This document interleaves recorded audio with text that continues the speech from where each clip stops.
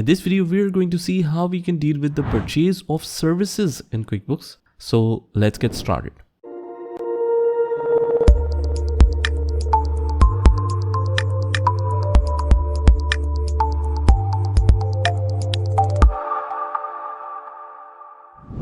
Now the next transaction is of packing charges invoice received from Mr. Ali. What kind of packing? Packing of these inventory items. Now this is extremely fragile items and it needs special care and handling and packing. So that's why we are purchasing the services from a professional. Let's see how we will enter this. To enter the purchase invoice of packing, I'll go to the vendor section under enter bills. And here I'll enter a new vendor, Ali. Hit enter and click quick add. Now the transaction is of 18th of January 2024.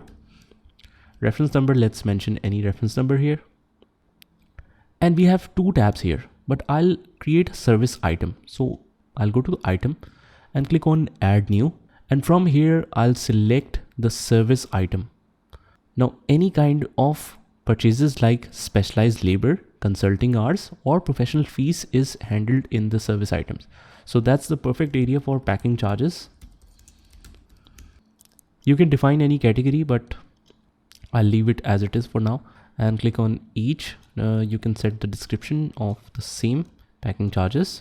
Now, since this packing is directly done on the inventory items that we are selling, so this all cost will be treated as cost of goods sold.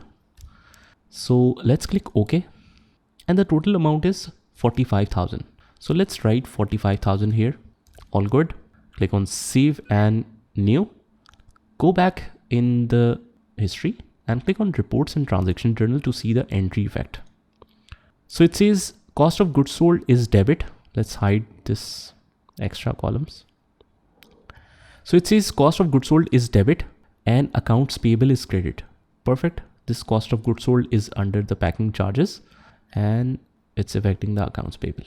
So guys, this is how you enter the purchase of services or the packing charges invoice in QuickBooks.